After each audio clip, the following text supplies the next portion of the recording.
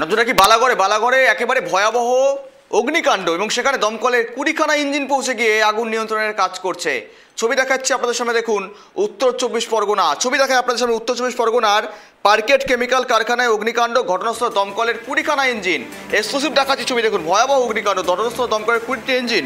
Balagarh ঈশ্বরপুরীর industrial পার্কেট chemical কারখানায় ভয়াবহ অগ্নিকাণ্ড। ঘটনাস্থলে দমকলের 20টি ইঞ্জিন। উত্তর চব্বিশ পরগনার ছবি দেখাচ্ছি, বলাগলের ছবি দেখাচ্ছি।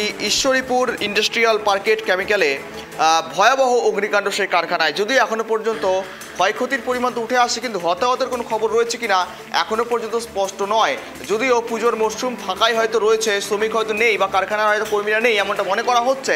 আর যদিও কি থেকে আগুন এখনো পর্যন্ত স্পষ্ট নয়, যদিও শর্ট সার্কিট থেকেই আগুন এমনটাই মনে করা হচ্ছে। আর কথা বলি, আপডেট নেই, সঙ্গে রয়েছে তন্ময়।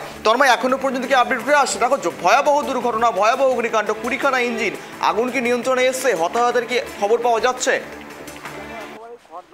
ঈশ্বরীপুর এলাকায় কিন্তু একদম রঙের কারখানা কেমিক্যাল ফ্যাক্টরিতে কিন্তু বিধ্বংসী আগুন সকালবেলাতেই ভোরবেলাতেই আগুন লাগে, এমনটা কিন্তু স্থানীয় সূত্রে খবর।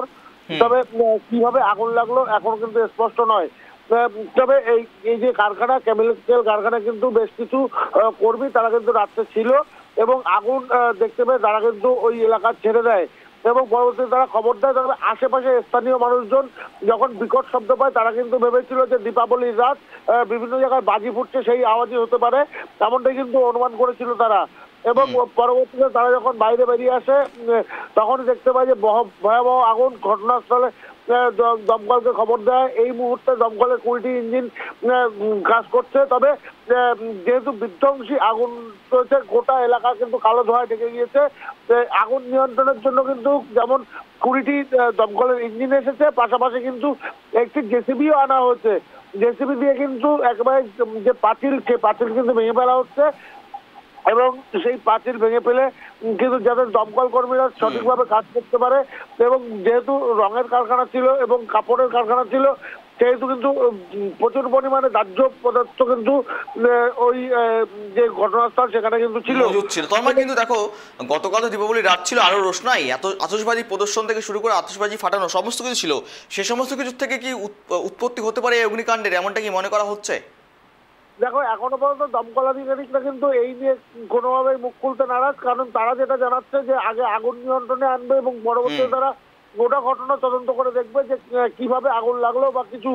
তবে এই আগুন কি কারখানার ভিতর থেকে লেগেছে নাকি বাইরে থেকে কোনো বাজি এসে পড়েছে বা ভিতরে বাজি ফাটাতে গিয়ে এই ধরনের ঘটনা ঘটেছে, সবটা কিন্তু তদন্ত সাপেক্ষ এখন।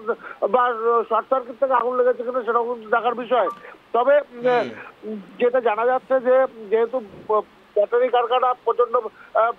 কারখানা ছিল এবং রঙের কারখানা ছিল, প্রচন্ড পরিমাণে দাহ্য পদার্থ ছিল, তার থেকে আগুন। এবং যখন জেসিবি দিয়ে দেয়াল ভাঙা হয়েছিল তারপরে কিন্তু দেখা গিয়েছিল সেখানে প্রচুর পরিমাণে দাহ্য পদার্থ এখনো মজুদ রয়েছে, সেগুলোকেও সরিয়ে ফেলার চেষ্টা করা হচ্ছে। এবং পাশাপাশি যে দমকল আধিকারিক তারা কিন্তু আপ্রাণ চেষ্টা করছে। তবে দমকল আধিকারিক যেটা জানাচ্ছে, তারা কিন্তু আগুন নিয়ন্ত্রণে আনতে খুব বেশি দেরি হবে না, খুব তাড়াতাড়ি কিন্তু আগুন নিয়ন্ত্রণে আনতে পারবে, এমনটাই কিন্তু মনে করা হচ্ছে। বেশ, নজর রাখো, আপডেট রাখো। ধন্যবাদ সঙ্গে থাকার জন্য। দেখুন যে ঘটনাস্থলে দমকলের 20টি ইঞ্জিন। উত্তর চব্বিশ পরগনার ছবি দেখাচ্ছি, যেখানে বলাগড়ের ছবি দেখাচ্ছি। ভয়াবহ অগ্নিকাণ্ড এবং একটি রঙের কারখানায় কেমিক্যাল অত্যন্ত পরিমাণ দাহ্য পদার্থ মজুদ ছিল, আর যার কারণে অগ্নিকাণ্ড বেশি সৃষ্টি হয়েছে।